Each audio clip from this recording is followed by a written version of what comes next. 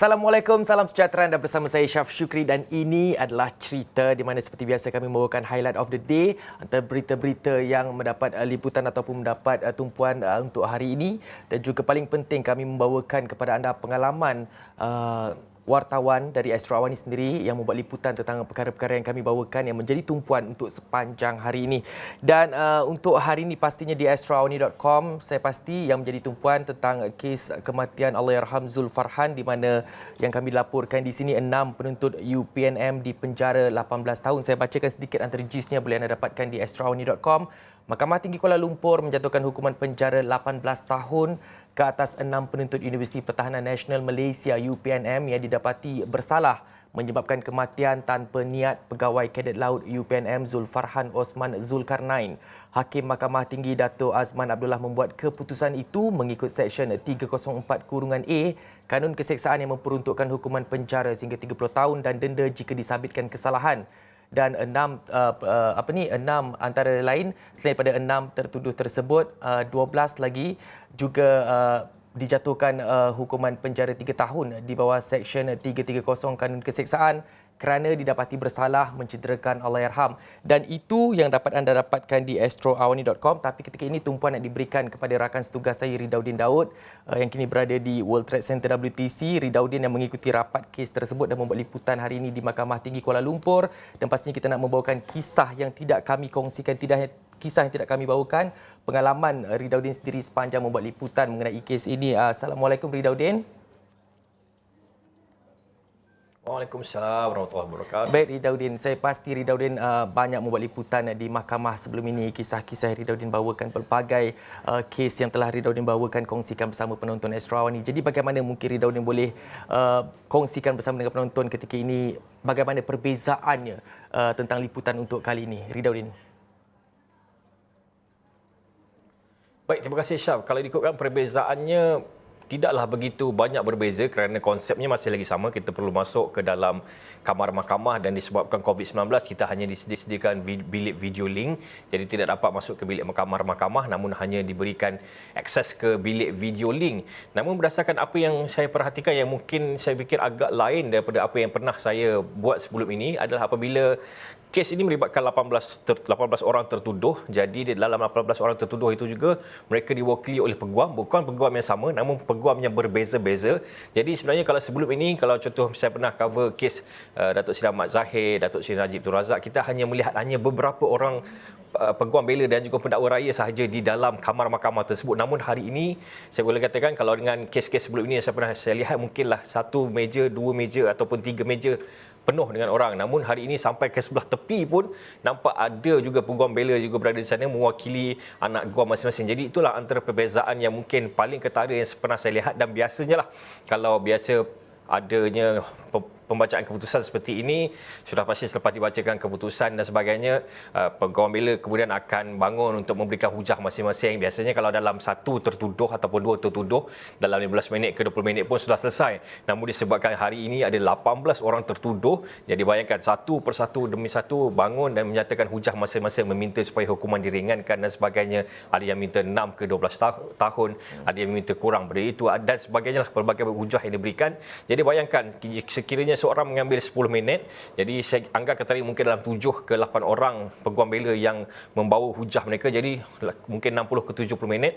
Ya sepatutnya prosiding berakhir pada, saya fikir mungkin 1 tengah hari. Biasanya mana-mana mahkamah yang saya pergi jam 1 atau mungkin 12.30 akan berehat. Namun nampaknya hakim pada hari ini menetapkan untuk meneruskan sahaja kerana memandangkan masih lagi ramai peguam bela ingin menyampaikan hujah mereka untuk anak guam mereka. Jadi ia tadi selesai lebih kurang kira-kira jam 1 lebih.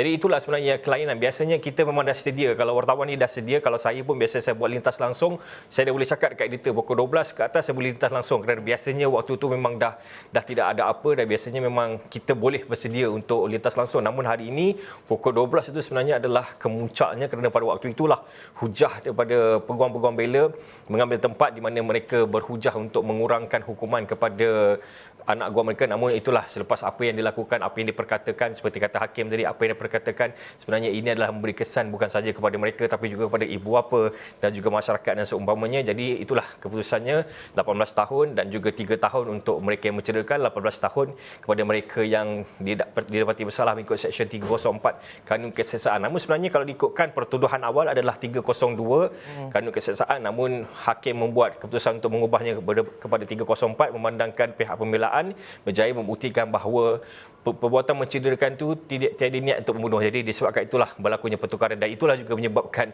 kami tadi sebenarnya agak kelang kabut kerana pertukaran secara tiba-tiba ini membuatkan kami terpaksa mengolah semula ayat dan kemudian pada asalnya background itu terpaksa ubah kepada background yang lebih baru. Jadi itulah yang mungkin orang tak tahu bagaimana bila adanya pertukaran itu, itulah yang menyukarkan. Namun apa yang saya boleh kata yang nampak berbeza pada hari ini adalah bagaimana di mahkamah itu agak penuh dalam keadaan COVID sekarang.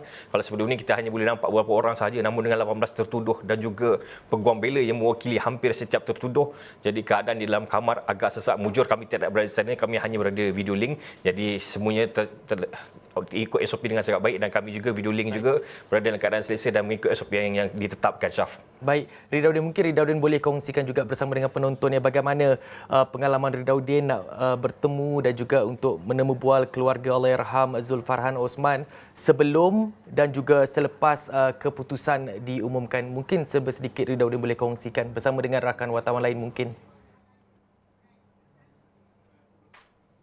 Baik, masa sebelum sampai kita tidak begitu banyak berbicara kerana nampak ibu dan bapa arwah ingin bergegas untuk masuk ke dalam.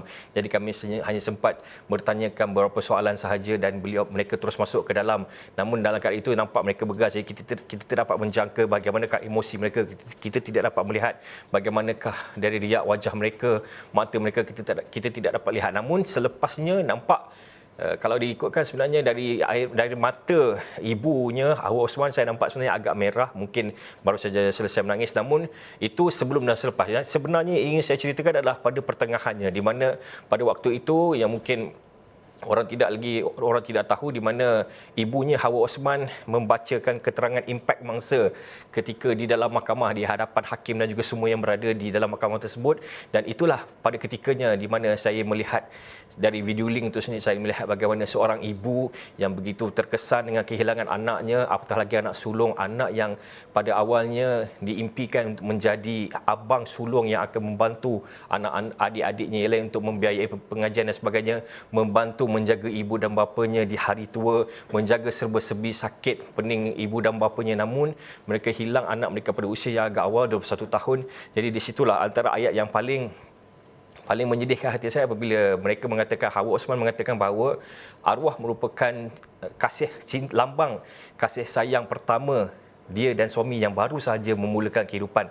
Dan selepas beliau mengatakan sedemikian, nafasnya memang nampak tersekat-sekat, beliau teresak-esak dan saya tengok memang dari video link kita tidak nampak apakah riak wajahnya, namun saya tahu dia sedang menangis, sedang menahan keberitaan yang amat mendalam, kehilangan seorang anak sulung, anak lelaki yang dikabarkan bakal menjadi tonggak keluarga, namun hilang angkara insiden yang menyayat hati seperti ini. Jadi itulah yang menyebabkan sebenarnya saya juga sempat menjeling pada rakan setugas saya di sebelah. Saya cakap sedih, rupanya dia pun berasa perkara yang sama, sedih kerana apabila ketika anda mendengar sendiri apa yang dicakapkan dengan tangisan esak-esak itu, sebenarnya ia sampai ke hati saya. Walaupun saya bukanlah di tempat dia, ataupun saya tahu sebenarnya bagaimanakah kehilangan anak itu sudah pasti. Saya juga ada anak, saya tahu bagaimana jika hilang anak itu sudah pasti keperitannya sangat-sangat mendalam. Jadi itulah apabila berada di luar ketika kami melakukan sidang media, nampak keadaan sudah semakin tenang, bapanya, ibunya juga nampak sudah semakin tenang, mungkin berpuas hati dengan apa yang mungkin sudah pun diberitahu oleh peguam dan sebagainya. Jadi nampak sedikit tenang dan kami cuba juga menjentik beberapa soalan yang mungkin boleh menyentuh hati mereka, namun nampaknya mereka agak tenang dan langsung tidak menangis ataupun menunjukkan emosi yang berlebihan ketika selepas diputuskan keputusan itu. Jadi saya fikir sebenarnya boleh dikatakan mungkin mereka sudah menerima, sudah reda dan mereka agak kuat untuk menerima apa saja yang berlaku pada hari ini, Syaf. Baik, Ridauddin, kita dah bertanyakan tentang keluarga Allahyarham Zulfarhan, juga Ridauddin ada kongsikan bersama dengan kami tadi. Kesemua tertuduh, hampir 18 tertuduh ada membawa wakil peguam masing-masing. Bagaimana pula dengan keluarga di pihak 18 tertuduh ini, Ridauddin? Mungkin Ridauddin ada kesempatan bertemu dengan mereka atau mereka tidak ada di perkarangan mahkamah, atau Ridauddin tak berjaya nak bertemu dengan mereka? Mungkin Ridauddin boleh kongsikan. Baik, yang saya pasti mereka ada kerana berdasarkan maklumat daripada rakan-rakan setugas mereka ada, dan ada juga yang pernah tanya nak interview ke, tapi disebabkan keadaan pada waktu itu agak kelam kabut dan pada waktu itu juga kami tidak nampak di manakah keluarga itu, jadi kami batalkan hasrat untuk interview. Namun apa yang saya boleh katakan, memang saya boleh katakan kami tidak dapat berjumpa ataupun memastikan adakah ini keluarga tertuduh, adakah ini keluarga tertuduh, kami tidak dapat pastikan kerana kami tidak dapat mengenal mereka secara lebih dekat. Kerana kalau mengikut pada keluarga Farhan agak senang kerana ibu dan bapanya memakai baju yang tertera tulisan #Justice for Farhan, #No to Bullies, lebih kurang macam itu. Jadi kita tahu ini adalah ibu dan bapa kepada Zul Farhan kerana dan sebelum ini juga kita boleh melihat bagaimana laporan media juga, bagaimana sebelum ini bagaimana ayahnya selepas keputusan mengarahkan 18 orang ini untuk membela diri, beliau melakukan sujud syukur di hadapan kamar mahkamah. Jadi dari situ sebenarnya kita dapat mengagak bagaimanakah rupa ibu dan ayah walaupun dengan mask, namun kita dapat kenal apatah lagi dengan baju yang tertera Justice for Farhan. Jadi itulah cara kami mengenal ibu dan bapa arwah. Namun untuk keluarga tertuduh, boleh dikatakan saya fikir ada kerana ada tadi beberapa orang yang melihat kepada kami yang sedang sibuk menulis berita. Jadi saya fikir mungkin itulah keluarga tertuduh, namun kami tidak approach kerana kami pun tidak pasti dan mereka pun tidak datang pada kami. Baik. Jadi itulah ceritanya keluarga keluarga Zul Farhan memang kami jumpa, namun keluarga tertuduh mungkin ada, namun langsung tiadalah yang saya fikir di approach oleh media ataupun mereka approach kepada media, Syaf. Baik, itu tadi perkongsian rakan setugas Ridauddin Daud yang membuat liputan mengenai keputusan kes melibatkan Allahyarham Zul Farhan Osman Zulkarnain. Terima kasih Ridauddin atas perkongsian tersebut, dan berita penuh anda boleh dapatkannya di astroawani.com dan buletin-buletin awani berikutnya. Kita sama-sama mengharapkan agar roh Allahyarham terus kekal tenang di sana, dan sama-sama kita sedekahkan Al-Fatihah kepada roh Allahyarham dan cerita akan berhenti seketika. Bertemu semula selepas ini.